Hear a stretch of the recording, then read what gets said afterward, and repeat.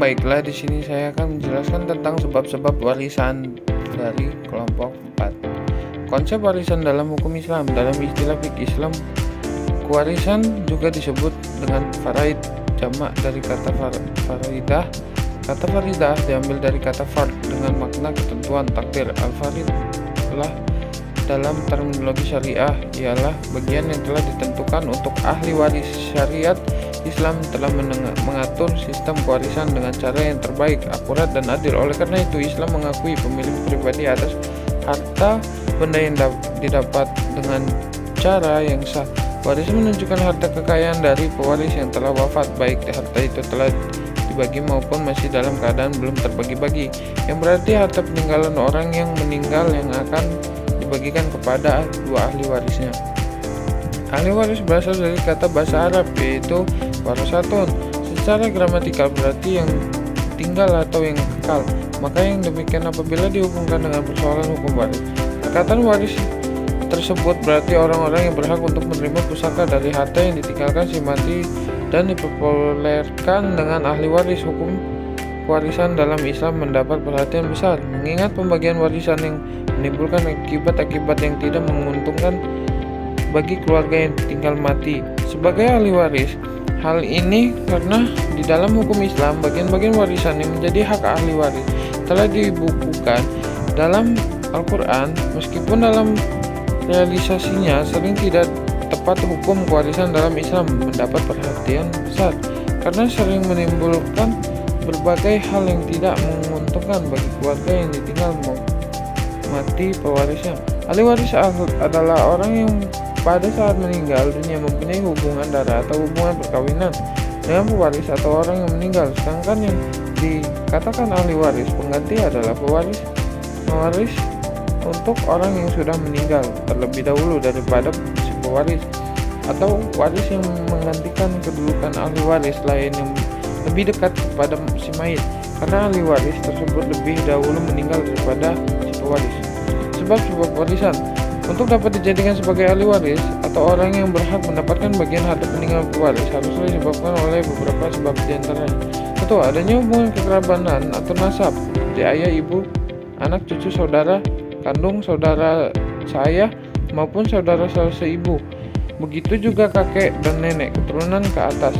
Sebagaimana disebutkan dalam Al-Quran surat Al-Anfal 75 yang artinya orang-orang yang mempunyai kekerabatan itu sebagaimana lebih berhak terhadap sesamanya daripada yang bukan kerabat.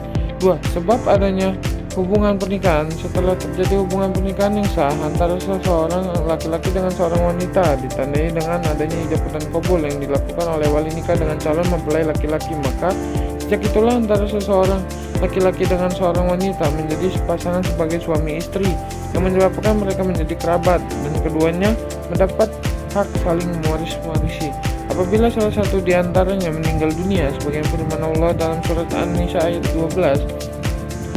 Yang ketiga, memerdekakan hamba saya. Apabila seseorang memerdekakan hamba saya, budak belian, maka ia berhak menjadi ahli waris dari budak yang telah dimerdekakan. Keturunan yang didapat dengan cara demikian disebut nasab hukmi atau wala, atau disebut wala ita'ab.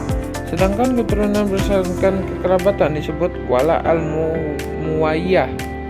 Rukun dan syarat warisan. Ada 3 rukun pembagian warisan, diantaranya sebagai berikut. 1. Pewaris. Pewaris merupakan orang yang mewarisi harta pewarisan tersebut, dan orang ini sudah diputuskan oleh pengadilan hukmi maupun sudah ditakdiri bahwa sahnya telah meninggal dunia.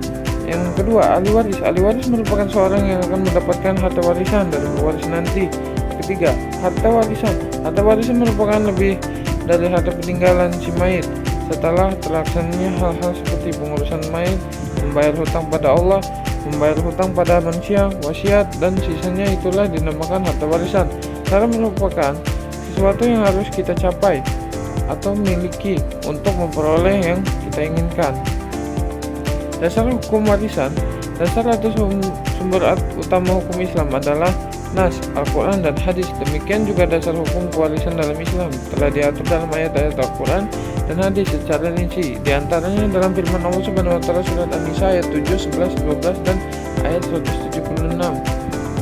Adapun yang menjadi ashabul nuzul, ayat ini adalah sebelum Islam diturunkan masyarakat Arab setelah saling mewarisi dengan sistem keturunan dan sistem sebab.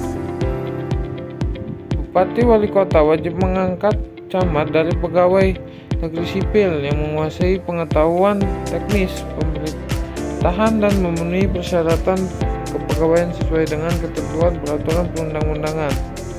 Pemerintahan pusat camat sebagaimana dimaksud dalam pasal 24 ayat 1 mempunyai tugas: 1. Menyelenggarakan urusan pemerintahan umum.